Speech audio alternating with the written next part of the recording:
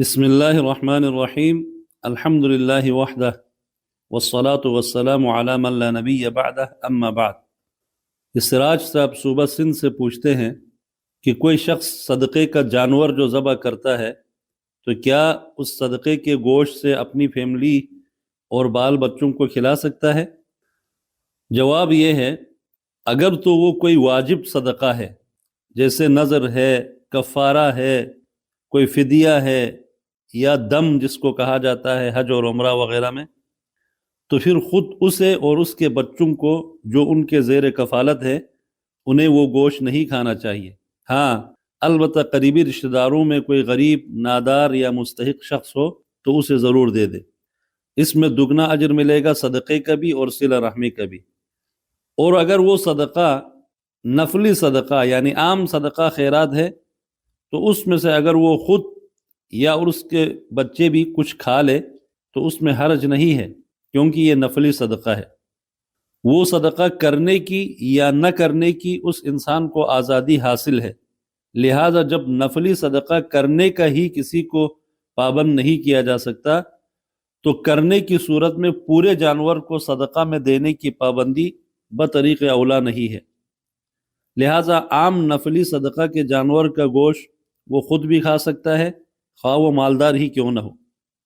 جامع ترمذی وغیرہ میں ام المؤمنین حضرت عائشہ صدیقہ رضی اللہ تعالی عنہ کی روایت سے یہ حدیث موجود ہے، انہم ذبحوا شاة فقال النبی صلی اللہ علیہ وسلم ما بقی منها قلت ما بقی منها الا کتفها قال بقی كلها غیر کتفها۔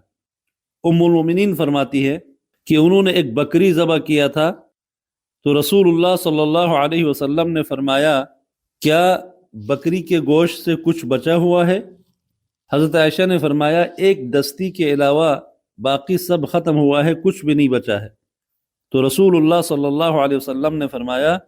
اچھا تو پھر سب کچھ بچا ہوا ہے سوائے ایک دستی کے۔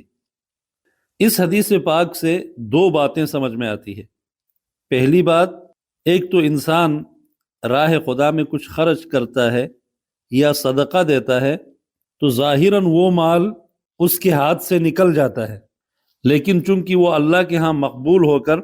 آخرت کے لیے ذخیرہ اور سرمایہ بن کر محفوظ رہتا ہے تو گویا کہ وہ ختم نہیں ہوا بلکہ باقی ہے۔ اور دوسری بات یہ سمجھ آتی ہے کہ نفلی اور عام صدقہ جس مقدار اور تعداد میں بھی انسان کرے اس میں کوئی پابندی نہیں۔ اسی لیے ام المومنین نے ذبح کیا جانور اکثر حصہ صدقہ کر کے ایک دستی گھر کی ضرورت کے لیے بچا رکھا تھا، جس پر رسول اکرم صلی اللہ علیہ وسلم نے کوئی اعتراض نہیں کیا، بلکہ یہ فرمایا کہ چونکہ یہ دستی اب ہم گھر میں استعمال کریں گے تو یوں سمجھو کہ یہ دستی ختم ہو گیا ہے، باقی صدقہ کیا وہ حصہ سارا بچ گیا اور محفوظ ہو گیا ہے۔ اس سے مراد یہ ہے کہ نفل صدقہ سے جو خود کھا لیا تو وہ ذاتی استعمال میں آ گیا، لیکن جو تقسیم کر دیا گیا وہ باعث اجر و ثواب ہے۔ یہاں اس حوالے سے ایک اور سماجی رویے کی طرف بھی اشارہ کر دوں کہ ہمارے ہاں عموماً جب صدقہ کے لیے بکرا یا جانور دیکھا اور خریدا جاتا ہے تو بہت کمزور اور گزارے والا مال دیکھا جاتا ہے، بلکہ بیوپاری حضرات آپ سے پوچھتے ہیں کہ کس مقصد کے لیے چاہیے، اور جب اسے پتہ چلے کہ صدقے کا بکرا چاہیے تو لاغر ترین جانور دکھاتا ہے۔ اسی طرح ریلیف وغیرہ میں اشیاء خوردنوش، چاول، دال، آٹا وغیرہ تقسیم کرنے کی بات آتی ہے تو دکاندار کہتے یہ لے جائیں جی، آپ نے ریلیف میں دینا ہی ہے نا، کون سا گھر لے کے جانا ہے۔ تو سامعین کرام، یہ رویہ مناسب نہیں ہے۔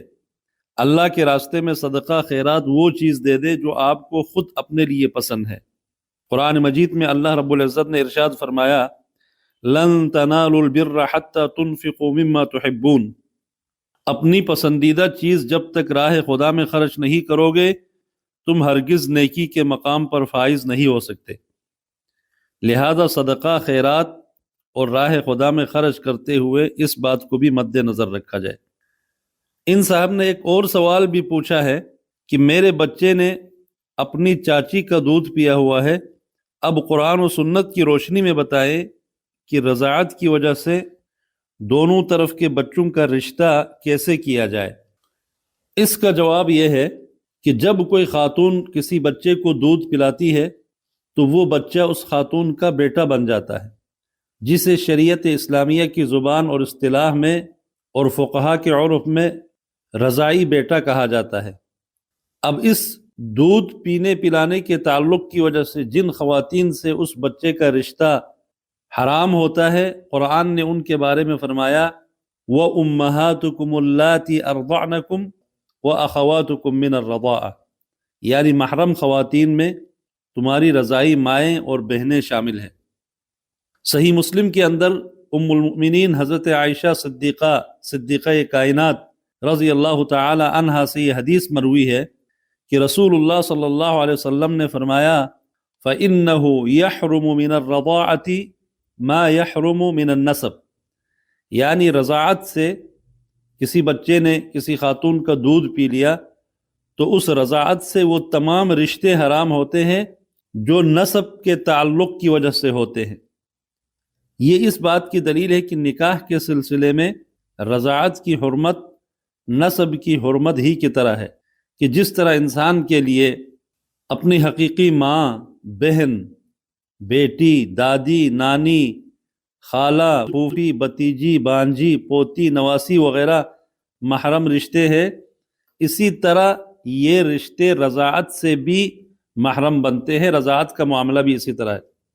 اور یہ بات بھی یہاں سمجھنا ضروری ہے کہ رضاعت اور دودھ کی حرمت کا جو تعلق ہے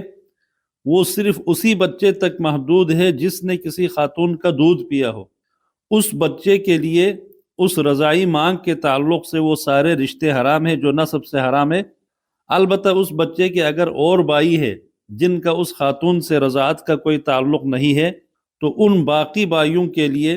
اس دودھ پلانے والی خاتون کی بیٹی یا پوتی، نواسی وغیرہ سے نکاح کرنا حرام نہیں ہے۔ واللہ تعالی اعلم۔